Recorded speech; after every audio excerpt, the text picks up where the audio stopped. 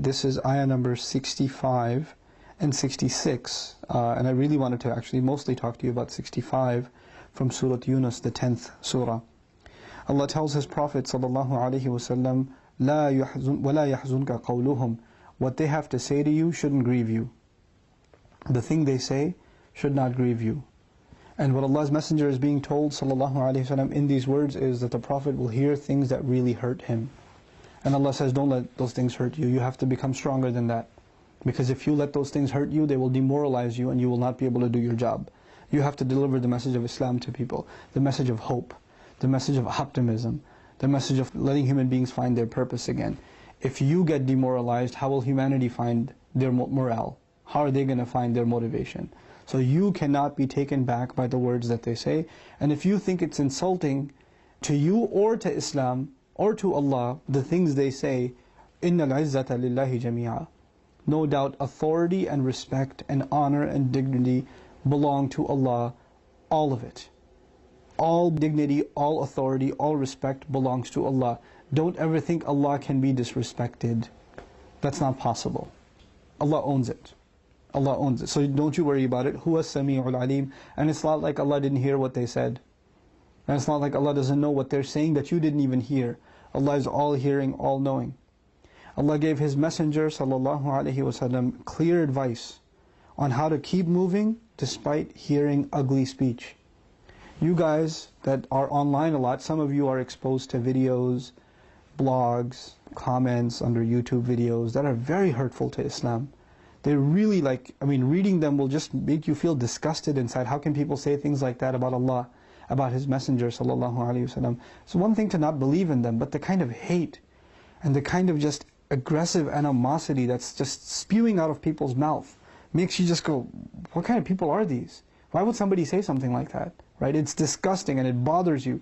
But Allah is telling His Messenger Himself, because if you are bothered because you have faith, our faith can't compare to the faith of the Messenger ﷺ. He's bothered by it too, and He is told, don't let it get to you. Don't let it get to you. It's not taking away from the dignity of Allah. He owns all of it anyway, so you shouldn't worry about it. And on top of that, He heard what they said, so they will pay. And it's not like Allah doesn't own them. Just like He's your master, whether they recognize it or not, He's their master too. أَلَا لِلَّهِ مَنْ فِي السَّمَاوَاتِ وَمَنْ فِي الْأَرْضِ. You had better know Allah owns whoever's in the skies and whoever's in the earth. Allah owns all of them, and they will not get away with what they say. This is something that's not supposed to interfere with the work that you have to do. When we get influenced by these negative words and this hateful speech, then we become reactionary, and all we do is respond to that hate, which means we've already not understood what we are supposed to be doing. This kind of talk, all it is distraction. That's all it is. And you learning your religion properly, and you sharing the truth of that religion with others in a decent way, that is the mission that you and I are on. And we have to maintain going on that mission, and we cannot let the aggressive and hateful and distracting tactics of those who will hate us, no matter what we do. No matter what we do. We cannot let them distract us from our actual mission, just like the Prophet is told that he should not be distracted from his mission.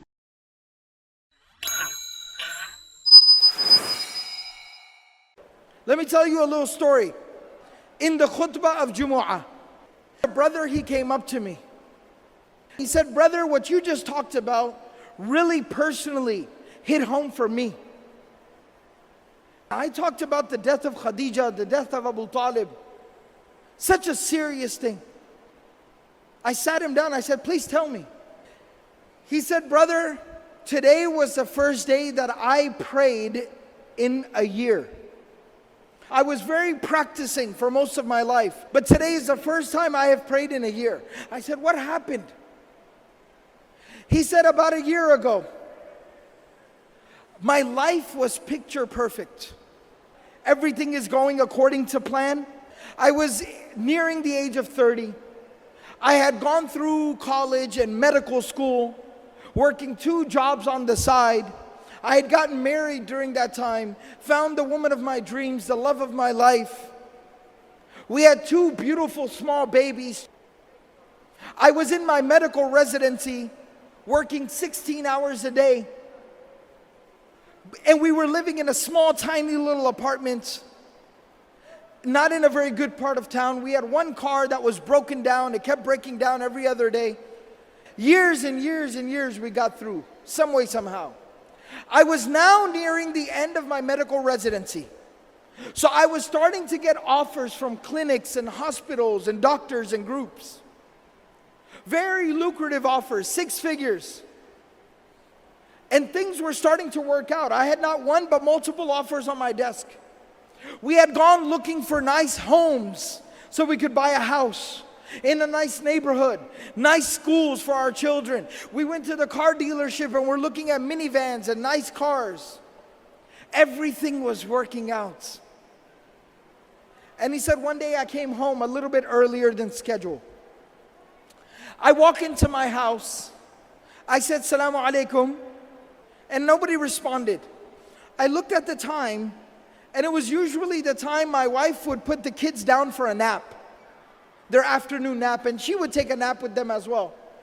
I don't want to wake them up. So I went, I got some food, I sat down with my books, did some study, answered some emails. After a while, I heard the kids from the room. The younger one was crying, the older one was talking, I could hear them. I got very excited. So I go to the room and I walked in and my kids are sitting on the bed next to my wife. They're awake. The younger one is crying. The older one is talking. And my wife is laying there between them, motionless, still, not responding, not reacting. And it looked wrong. Being a doctor, I jumped right in and I checked her and she had been dead. But for like an hour. She was cold, she was gone. Just like that. He said, brother, at that moment, my life, it fell apart. I lost the love of my life. My children lost their mother. And I lost my faith, my iman. He said, the next 24 hours were a blur. Janaza, tadfeen, funeral, burial. It went by, I didn't even realize what was going on. After that 24 hours ended and we buried her, I went to my room and I locked myself in my room and I did not come out of my room for days. I did not hold my own children in my own hands for the next few days. My mother and my brother were taking care of my babies. I didn't know what I was supposed to do. After a few days, I crawled out of bed. I reconnected with my children. I tried to get back to work, figure out how am I supposed to work and take care of my kids. My mother and my brother, they helped me so much. Slowly but surely over the weeks and the months, I put my life back together again. I got back to work. I figured out the schedule for the children. And I started figuring things out, but there was one thing that was still missing. One thing I could not figure out. My faith had been broken. I stopped praying. My brother, he kept telling me every single day, brother, come on, you need to pray. But I kept resisting and refusing. This morning, today, he showed up at my house and he said, I am not taking no for an answer. Mother will watch the children. You are coming to the masjid with me. You will make sujood. You will say Allahu Akbar and that hole in your heart will be filled. And I came to the Jumu'ah. I heard the khutbah and you were telling the story of the Prophet ﷺ, how he lost the mother of his children, how he lost the love of his life, and he lost his uncle, the man who had raised him from his childhood to adulthood. And I found the answer to my question. It made sense to me again. Think about this. After going through so much tragedy, how does the Prophet ﷺ wake up the next day, go out there and preach harder than he did yesterday, knowing that he's going to come home to an empty home, knowing that he's going to come home and have to look his children in the face and wipe the tears from their face that their mother is not coming back? Allah subhanahu wa ta'ala took him on the most miraculous journey any human being has ever experienced. It is called the journey of Al-Isra wal-Mi'raj. And there Allah subhanahu wa ta'ala gave the Prophet ﷺ a gift.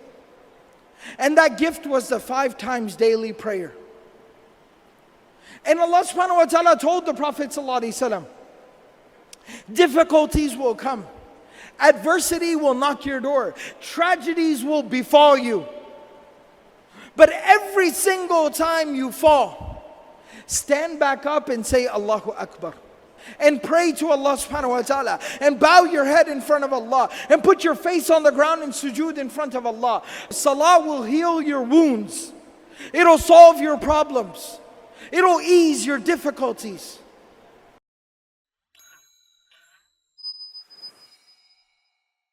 What is your advice on memorizing the Quran? Should one learn Arabic first beforehand? It depends on what age you're at. So it's much better to memorize it when you're young, especially before puberty, because the capacity for memorization is just very, very strong at that time.